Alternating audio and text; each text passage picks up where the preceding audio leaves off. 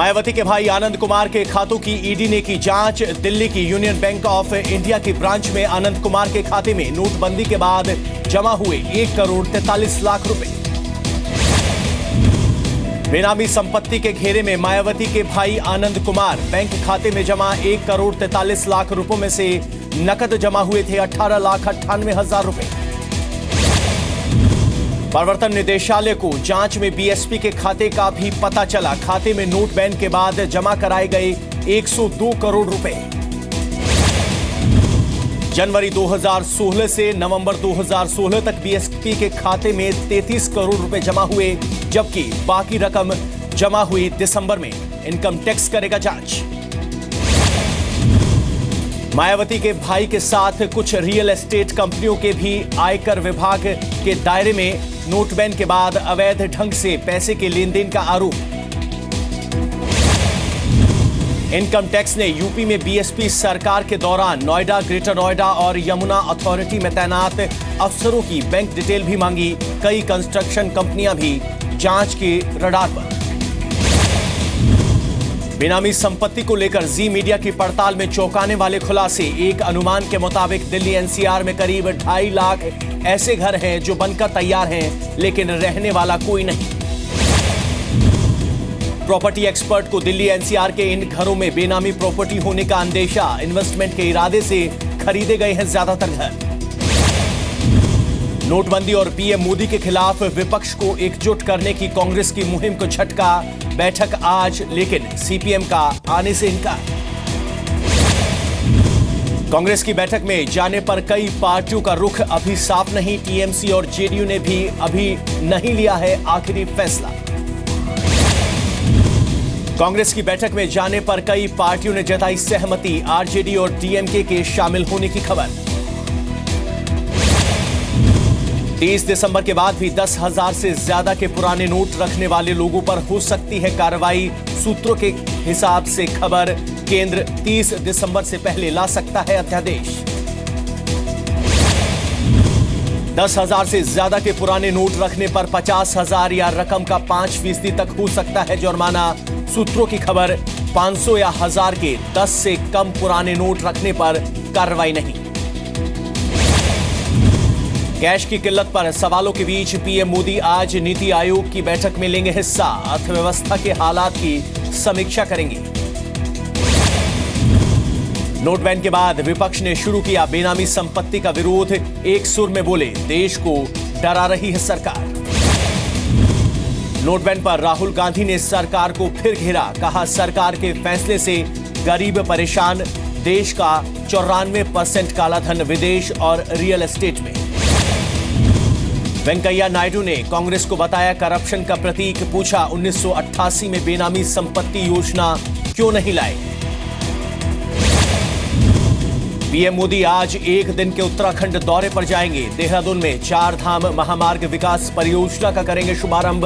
सड़क परियोजनाओं की नींव भी रखेंगे। देहरादून के परेड ग्राउंड में परिवर्तन महारैली को संबोधित करेंगे पीएम मोदी। रैली के सुरक्षा के कड़े इंतजाम।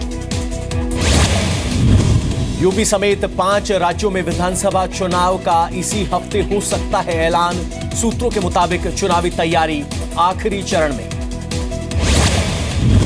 5 राज्यों में चुनाव के लिए चुनाव आयोग ने बताई 1000 पैरामिलिट्री कंपनी की जरूरत। मांगे 1 लाख पैरामिलिट्री जवान। शीला ने खारिज की यूपी में कांग्रेस के सीएम की उम्मीदवारी छोड़ने की खबर। बताया बेबुनियाद। राहुल गांधी की बहराइच और जौनपुर की रैली में नहीं हुई थी शामिल।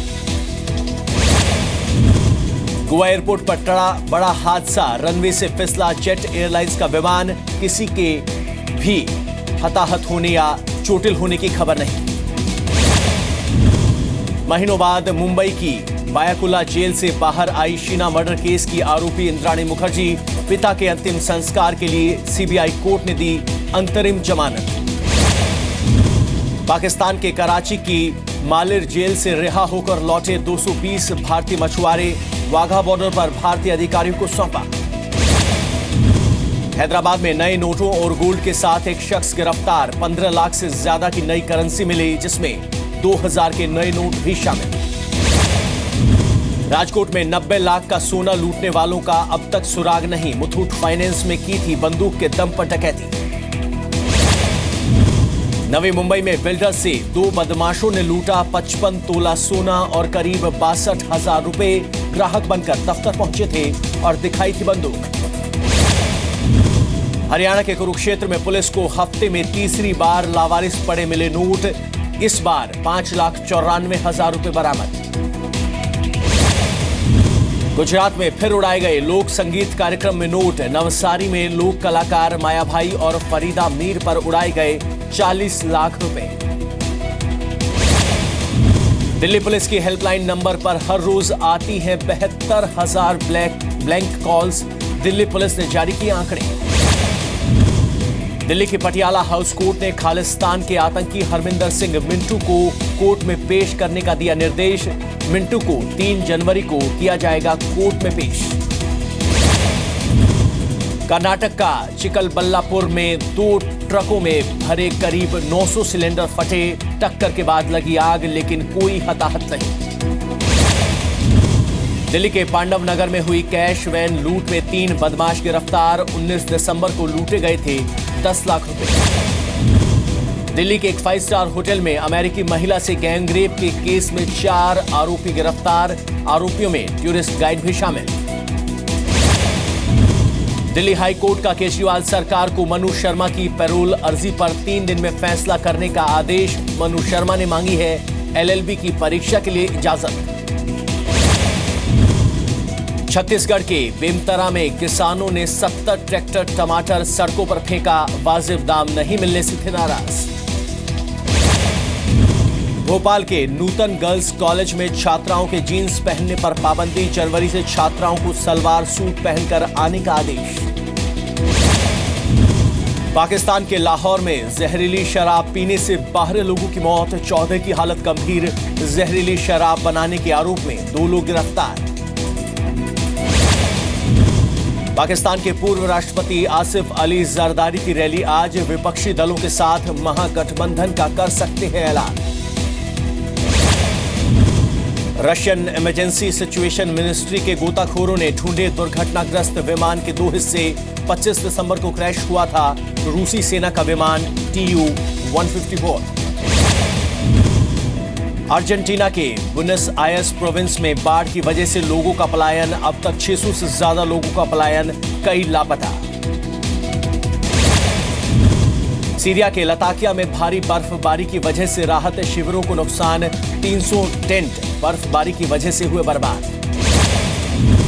चीन लाओस के बीच रेड लाइन बनाने के काम की औपचारिक शुरुआत। चीन के कुमिंग शहर से नॉर्दर्न लाओस बनेगी रेल लाइन। अमेरिका के नॉर्थ और साउथ डकोटा में भारी बर्फबारी। अधिकतर हाईवे बंद। लोगों की घरों में रहने के लिए एडवाइजरी जारी। आमिर खान की फिल्म दंगल ने 3 दिनों में 100 करोड़ से ज्यादा का कारोबार किया। 42 करोड़ की कमाई के साथ अब तक 107 करोड़ का बिजनेस। सुपरस्टार सलमान खान आज 51 साल के हो गए। देर रात से ही पनवेल के फार्म हाउस में सलमान खान को बधाई देने वालों का आना शुरू हो गया। सलमान खान को ताना मारना पड़ा। ट्विंकल खन्ना को भारी। सलमान के फैंस ने ट्विंकल अक्षय को बनाया निशाना। शाहरुख खान को मिली डॉक्टर की उपाधि। हैदराबाद उर्दू यूनिवर्सिटी ने दिया सम्मान। साउथ के सुपरस्टार रजनीकांत के लिए ऋतिक रोशन की फिल्म काबिल की स्पेशल स्क्रीनिंग। राकेश रोशन ने की स्पेशल स्क्रीनिंग का प्लान।